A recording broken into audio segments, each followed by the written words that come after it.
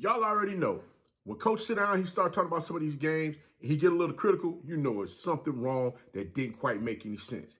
And after watching this Alabama A&M versus Mississippi Valley State game, got me wondering exactly what can we expect between the Jackson State versus Alabama A&M Gulf Coast Classic game.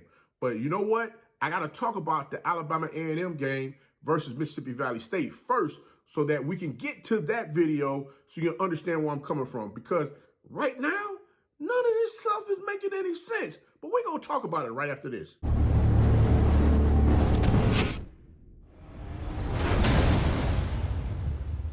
You know it's your favorite coach back at it again. 10 toes down, about to tell you how it all went down. This is Tomorrow Leader Sports Network with your host, Coach Walker. If you're new to the channel, please like, share, subscribe. Hit that notification bell so you get all upcoming videos. For all my leaders out there, welcome back.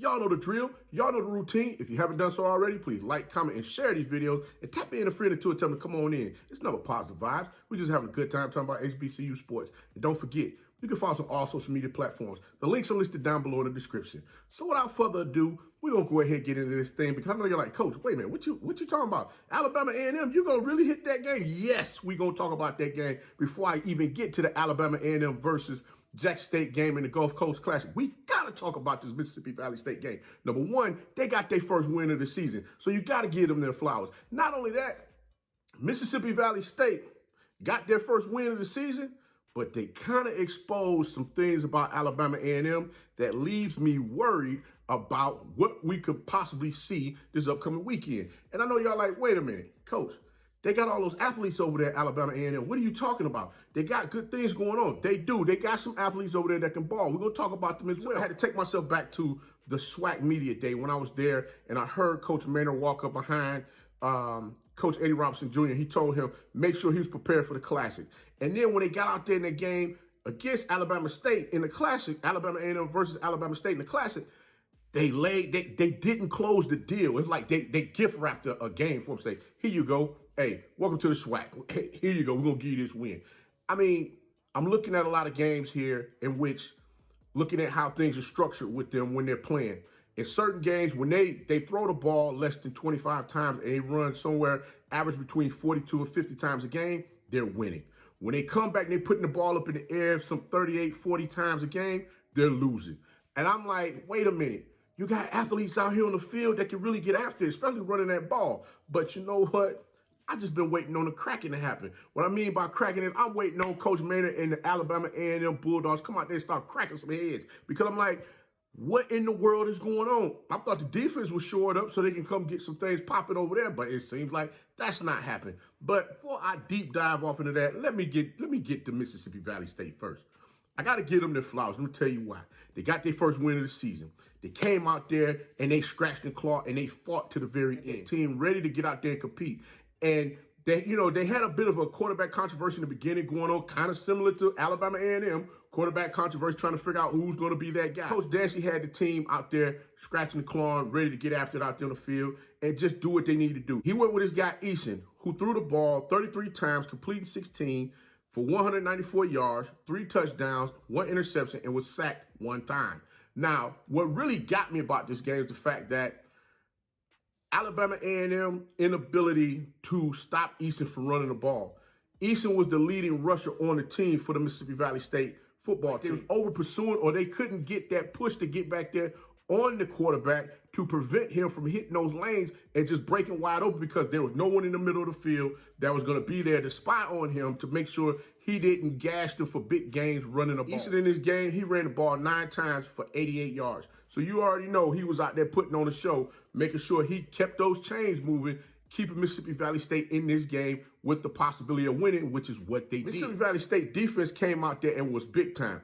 Every time Alabama, well, I'm not going to say every time, but twice when Alabama A&M threw that ball in the middle of the field, what ended up happening? The defensive back went up, took the ball from the receiver, the Alabama A&M receiver, and we taking that bad boy back the other way. Now, Mississippi Valley State, they were able to put points on the board off those turnovers. Now, they didn't put points up there off of every turnover, but they was able to put points up there on the board off the turnover because I know you're going to be like, Coach, when you said they put points up there off of the turnovers, you're going to be like, there's going to be some folks that are going to be critical out there. Talking about, well, what do you mean, Coach? Well, I'm going to give you an example.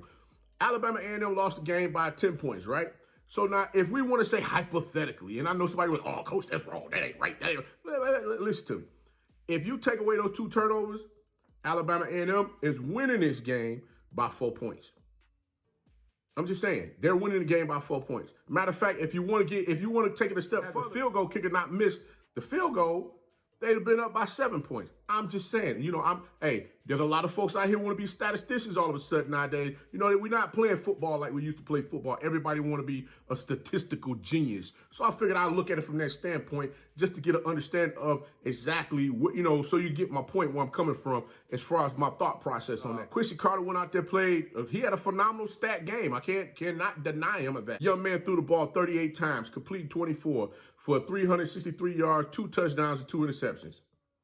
Well, look at the previous games that they won't throw the ball that many times. They didn't throw the ball almost 40 times. These are the things that I'm looking at as far as like what's going on with the team, because some things I saw out there on the field kind of bother me, especially the fact that you got a player walking off the field and he's yelling at Coach Maynor. Now, I'm not going to tell you no tell. I've sat and I watched Coach Maynor, especially during the spring season when he was out there playing, and I watched him undress an athlete for coming out there and want to talk crazy to him coming off the field. Oh, he let it be known real quick. Hey, we ain't having that over here. You're going to slow that down because we're not going to get into all that. Matter of fact, going over there and have your seat on the bench. I'll come get with you in a minute, or we'll talk about it at halftime where we're away from everybody to see what's going on.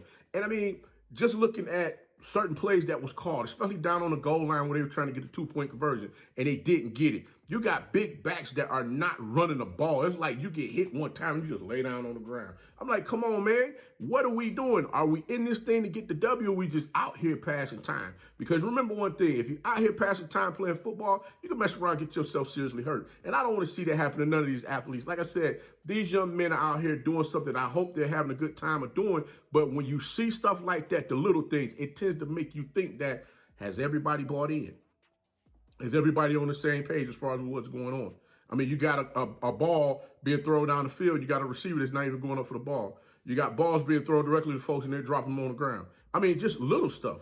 I mean, you just sit there, you look at the body language as far as like what's going on. On the sideline coaching, I watch my kids' body language and seeing some of the things that I've seen for so long. I'm sitting there like, wait a minute. This crap is still going on in high school. Excuse me, I said crap. I didn't mean to say crap. This is still going on in college. Can't be. We can't still have this type of stuff going on out here. You got 2 running backs that are averaging close to 4 yards per carry, and Donovan England and Harold Jemison. Why in the world are we not running them? They're averaging 4 yards a carry. 4, 4, 4. That's 12, right? How many yards you need for a first down? 10. We giving the ball to these 2 young men, letting them go to work. That's all I'm saying. I mean, because think about it like this. If, again, 4, 4, 4, that's 12. I mean, simple math. Right? Everybody's sitting back looking like, hey, man, we trying to get our minds together for Jackson State. And I respectfully understand that, because I know the alum, they're not trying to come to the Gulf City Classic and watch another 60-piece get put up on them this upcoming weekend. That's not going to happen. They're not trying to see that. They want to see some action out there on the field, because trust you me, if by chance that goes down again, you already know them folks going to be sitting up in the stands hollering and screaming, man, what the world is this? Everybody is so quick to go pull out sound bites of what Coach Prime is saying here and there. But what about the sound bite when Coach Maynor say, I get paid to beat SWAC teams?